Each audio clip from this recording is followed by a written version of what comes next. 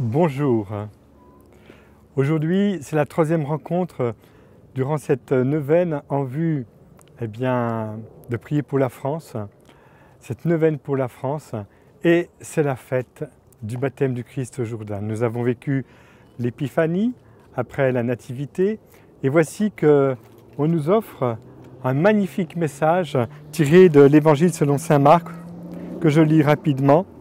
En ce temps-là, Jean le Baptiste proclamait « Voici venir derrière moi celui qui est plus fort que moi, je ne suis pas digne de m'abaisser pour défaire la courroie de ses sandales.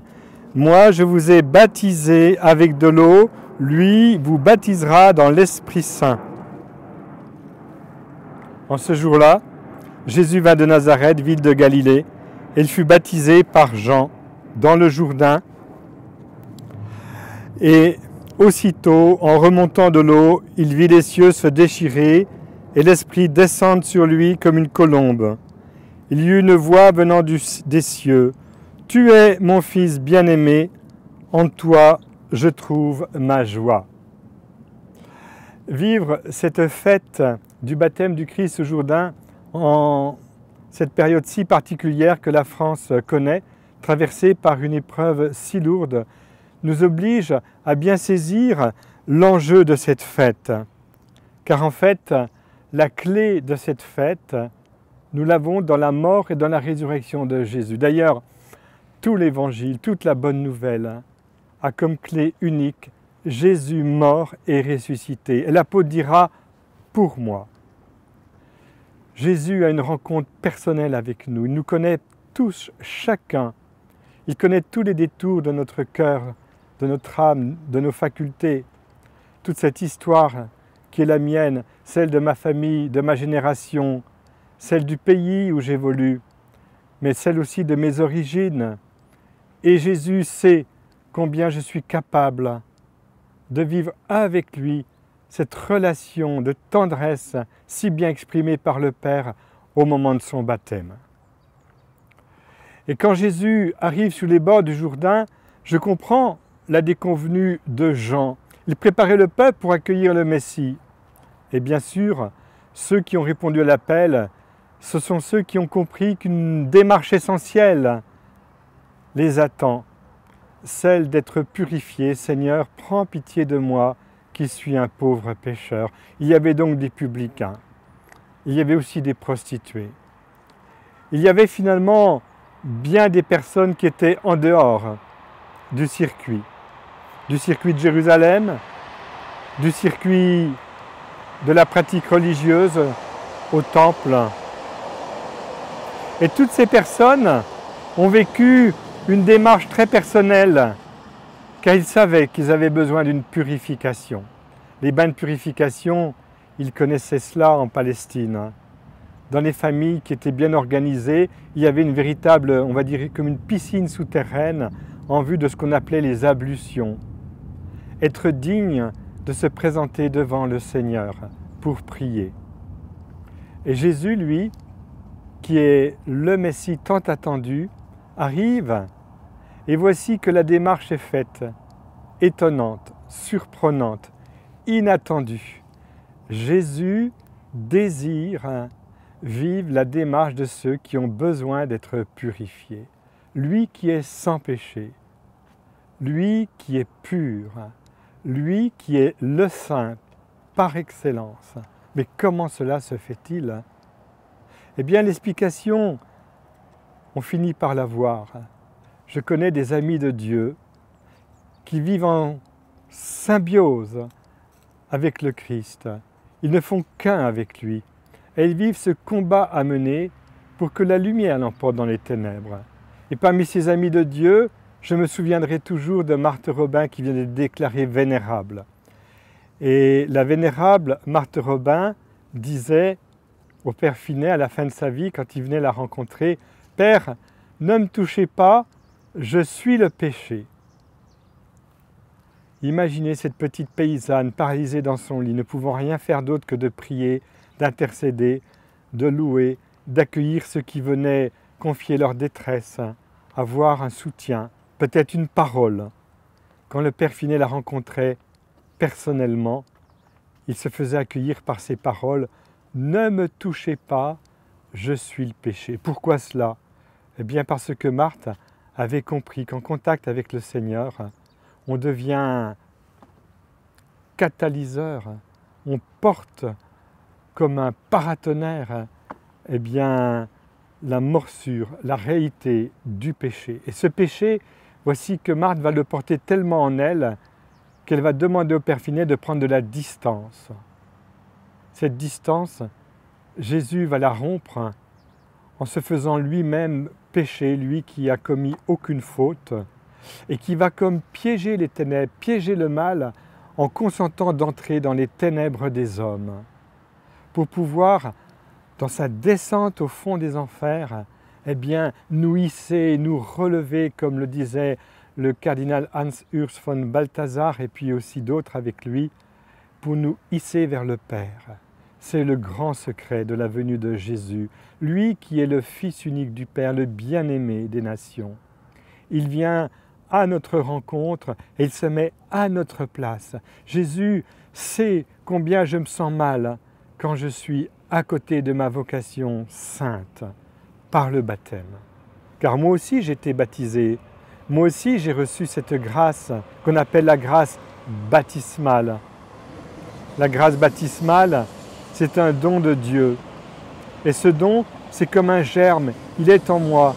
Je le reçois tout petit, en général porté par mon parrain, ma marraine, par mes parents, qui s'engagent, qui ont une foi à me transmettre, et cette foi un contenu bien précis. Et cette grâce, ce germe de vie, ce germe d'amour, c'est comme du divin en moi. C'est comme du Dieu créé. On n'arrive plus à dire les mots tellement c'est immense, ça me dépasse.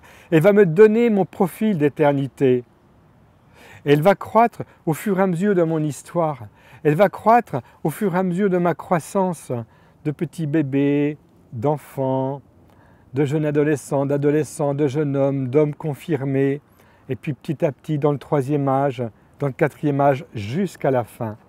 Et voici que le Seigneur, qui connaît ma grâce, par son Esprit Saint, veut protéger cette grâce et veut me montrer le chemin pour entrer dans cette grâce toujours plus en profondeur, toujours plus en eau profonde, comme au bord de ce lac magnifique. Le Seigneur me dit, si tu veux entrer en eau profonde, eh bien, laisse-toi rejoindre par moi. Et pour moi, le Seigneur a vécu ce baptême. Il s'est immergé dans les eaux du Jourdain. Ce fameux Jourdain qui a permis le passage en terre promise. Tout le peuple, l'arche en dernier avec les prêtres, personne n'a été exclu pour arriver sur cette terre promise. Tous ont franchi le Jourdain sans exception. Prophétie du salut voulu par le Christ pour chacun et pour tous. Voilà le baptême du Christ dans les eaux du Jourdain, qui annonce évidemment une autre réalité, c'est son baptême quand il va être torturé, mis à mort, quand il va être mis au tombeau. Le Seigneur va connaître toute cette part de ténèbres, toute cette part d'obscurité, de non-sens, pour offrir du sens à ce qui n'en a pas, car après la mort, il y a la résurrection. Après l'épreuve, il y a la consolation, il y a la vie qui m'attend. Et c'est pourquoi cette neuvaine pour la France est si importante. Elle nous oblige aussi à avoir des attitudes différentes, car le Seigneur offre une nouvelle donne. Il se passe quelque chose sur les eaux du Jourdain. Les gens viennent. Mais qui est donc ce Dieu qui nous rejoint? Quelle est sa proposition? Vers où allons-nous avec le Seigneur? Eh bien, voici que Jésus, qui veut prendre le mal sur lui, eh bien, se laisse aimer par le Père, me représentant moi, représentant chacun d'entre nous. Et le Père offre cette parole de tendresse. Cette parole que je peux accueillir, car moi qui me sens si mal à l'aise dans mon péché, dans mes limitations, dans mes fautes, souvent par faiblesse aussi, il faut le dire, eh bien j'entends cette parole du Seigneur, mon Dieu, qui me dit « Tu es mon Fils bien-aimé, en toi j'ai mis tout mon amour. Et cette parole-là, nous voudrions l'entendre aujourd'hui en cette journée si importante, cette fête du baptême du Christ marquée par une blessure profonde en France.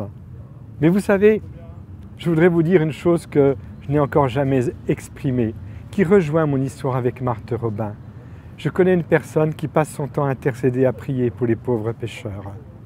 Elle me dit que le soir, quand elle a appris par la presse, par la télévision, que quelqu'un a commis un meurtre, eh bien elle se met non pas à côté de la personne, mais en elle. Elle prend sur elle le meurtre qui a été commis. Elle dit au Seigneur, « Seigneur, pardonne-moi, j'ai tué. » Quand j'ai appris ça, je n'ai pas compris. Elle qui n'avait rien commis, qui passait sa journée à faire le bien et qui le soir, eh bien, offrait au Seigneur tout ce qui allait se vivre dans la nuit des hommes. Elle prenait la place du meurtrier. Et me dit-elle, à ce moment-là, je me laisse aimer par le Seigneur, à la place de celui qui refuse, qui peut-être n'a pas la foi, qui peut-être persécute. Et je suis en lui, avec son péché que j'offre au Seigneur, comme si c'était moi qui l'avais commis ce péché. Mais quel mystère! Cet événement a marqué ma vie définitivement, parce que nous le savons, nous portons en nous tout le mal qui nous entoure. Je me souviens aussi cette collaboratrice que j'avais pour prêcher des enseignements à la prière, qui démarrait un enseignement qui avait été prévu ensemble d'une manière très spontanée. Elle s'appelle Françoise, et voici que Françoise nous annonce qu'en venant du LOS, elle réalisait quelque chose de nouveau dans sa vie. Elle avait rencontré des personnes avec un handicap lourd, et soudain en elle, pourtant c'est une femme de prière, elle a senti comme un rejet de cette réalité-là. Elle aurait voulu qu'ils disparaissent tous. Elle s'est sentie si proche de la solution finale d'Hitler. Éprouvante épreuve, mais qui dit jusqu'où le cœur de l'homme peut entrevoir les ténèbres dont il est épargné par miséricorde. Et si je ne suis pas du côté de celui qui persécute, de celui qui tue gratuitement, c'est parce que je sais que le Seigneur m'a préservé de cette impasse. Et je le lui dois. Seigneur, préserve-moi du péché mortel. Seigneur, fais que je meure en état de grâce. Seigneur, je t'offre ma journée. Nous sommes tous capables du pire. Et c'est important de l'entendre, comme ce témoignage que je vous ai donné de cette personne qui s'offrait à la place de celui qui avait tué. Parce que finalement, au bout du compte, qu'est-ce qui nous reste à nous les croyants? Nous n'avons rien par nous-mêmes. Tout ce que nous sommes, nous le devons à Jésus qui un jour nous a donné le signe de ce baptême, d'entrer dans les eaux du Jourdain, vivre la démarche des pauvres pécheurs qui ont besoin d'une purification. Et Jésus a voulu, je dirais, prendre sur lui cette purification.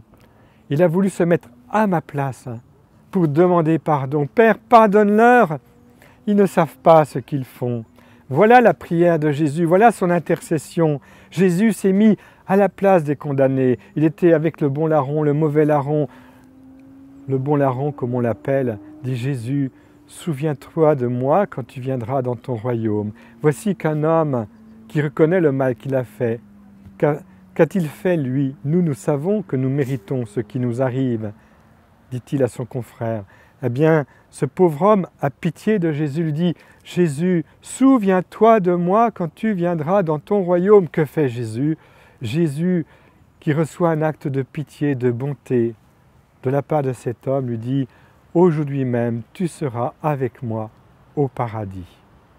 Voilà le baptême auquel nous sommes invités par le baptême du Christ. C'est pourquoi j'insiste tellement aujourd'hui sur le don qui est fait à l'Église du sacrement de la réconciliation. La confession, c'est un cadeau qui permet à Dieu le Père de prendre ses deux mains, la main du Fils et la main de l'Esprit Saint, pour nous prendre sur ses genoux, comme c'est dit dans les psaumes. dans les prophéties, pour nous caresser, pour nous faire entrer dans un mouvement de tendresse de Dieu au cœur de la Sainte Trinité. Est-ce que nous croyons que notre baptême est le jour de cette grande aventure qui nous offre une nouvelle donne? Aujourd'hui, nous entendons bien des choses et bien des commentaires sur les drames traversés par le monde et qui parviennent dans notre hexagone. Quel regard chrétien pouvons-nous avoir? Si je m'appuie sur celui de Marthe qui disait au Père Finet « Écartez-vous de moi, car je suis le péché », eh bien, je pourrais aussi battre la coulpe en disant « Qui suis-je pour juger ceux qui ont fait mal ?» Il y a ceux qui ont fait mal avec une mitraillette, mais il y a aussi ceux qui ont fait mal avec des crayons. Et nous devons voir les deux réalités. Nous sommes tous des pauvres et des petits devant Dieu. Et je voudrais que nous ayons cette attitude d'ouverture à cette bonne nouvelle de Jésus et que dans cette neuvaine pour la France, nous ayons l'audace et le courage de dire que l'Église a une parole de vie à proposer. Jésus nous enseigne dans l'Évangile que nous aurons à rendre compte de toutes nos paroles. Il y a des paroles et parfois des desseins qui peuvent être meurtriers à leur manière. Alors, nous sommes tous concernés par cette invitation à la conversion. Et si la France a vécu une histoire sainte, c'est parce qu'elle a été, je dirais, traversée par la gloire du ressuscité qui a saisi des personnes bien concrètes qui ont su se laisser aimer au fond de leurs ténèbres. Saint Louis-Marie Grignon de Montfort, qui a composé cette belle prière de consécration à Jésus-Christ, sagesse éternelle et incarnée, que nous connaissons bien dans les foyers de charité notamment, mais ailleurs aussi. Je vous choisis aujourd'hui, ô Marie, en présence de toute la cour céleste, pour ma mère et ma reine. Saint Louis-Marie Grignon de Montfort avait saisi que la sagesse éternelle d'amour s'est incarnée, c'est Jésus lui-même. Et cette sagesse-là n'est pas la sagesse des hommes. Croyons-nous avoir atteint la sagesse en proposant tout de go une sorte d'identification avec un des camps dans les différents protagonistes du drame que nous venons de vivre? Non.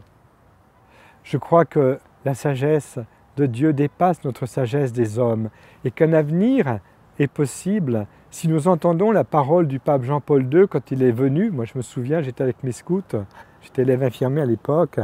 Mais France, qu'as-tu fait de ton baptême et de ton alliance avec la sagesse éternelle? Cette alliance, elle est exprimée dans les psaumes. Et ce matin, je lisais un très beau psaume, le psaume 105, qui montrait toutes les frasques, qui racontait toutes les frasques de son peuple infidèle à l'alliance. Tout ce qu'il ne fallait pas faire. Et à la fin, voici ce que dit le psaume. Nous sommes au verset 43. « Tant de fois délivrés par Dieu, ils s'obstinent dans leur idée, ils s'enfoncent dans leurs fautes, et lui regarde leur détresse quand il entend leurs cris. » Je me lasserai plus d'offenser Dieu que lui ne se lassera à me pardonner, disait Sainte Thérèse d'Avila. Parce que Dieu a une mémoire. Et la mémoire de Dieu, c'est une mémoire d'amour. Il se souvient de son alliance avec eux, nous dit le psaume. Dans son amour fidèle, il se ravise.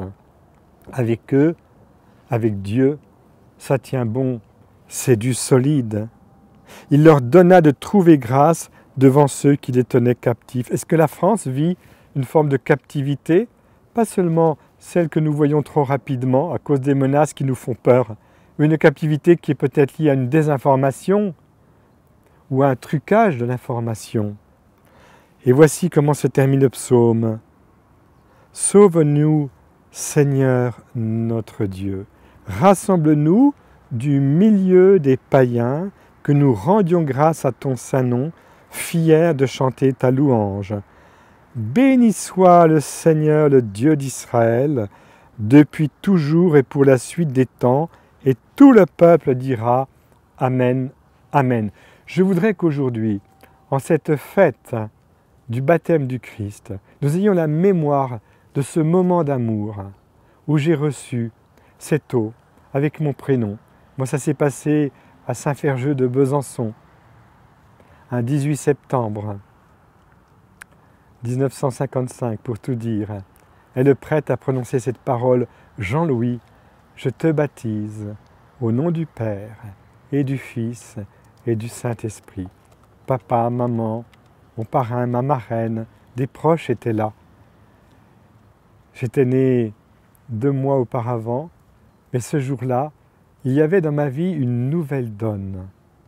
Je recevais ce don pour lequel la Vierge Marie a prié personnellement. Je prie Dieu pour qu'il obtienne la grâce. Ô Seigneur, en ce jour où nous fêtons ton baptême, nous croyons que cette grâce a un horizon qui n'est pas le nôtre, l'horizon de ton amour éternel pour chacun, chacune d'entre nous, pour tous les hommes sans exception. Seigneur, en ces jours bouleversés, donne-moi des paroles qui bénissent. Donne-moi un regard d'espérance. Là où il n'y a plus rien à attendre d'un point de vue d'une sagesse humaine, parce que saisi par ta sagesse d'amour éternelle, j'emporte dans ma contrition, dans ma demande d'absolution, solidaire de tous les pécheurs, ceux qui ont le plus besoin de ta miséricorde. Seigneur, prends pitié de nous. Seigneur, prends pitié de moi, pécheur. Seigneur, tu sais tout. Seigneur, tu sais bien que je t'aime. Amen. Je te choisis aujourd'hui, ô Marie, en présence de toute la cour céleste, pour ma mère et ma reine. Je te livre et consacre, en toute soumission et amour, mon corps et mon âme, mes biens intérieurs et extérieurs, et la valeur même de mes bonnes actions, passées, présentes et futures, te laissant un entier et plein droit de disposer de moi et de tout ce qui m'appartient, sans exception, selon ton bon plaisir, à la plus grande gloire de Dieu, dans le temps et l'éternité. Amen. L'avenir est à ceux qui pardonnent, comme ils sont pardonnés. Bienheureux les êtres de miséricorde, bien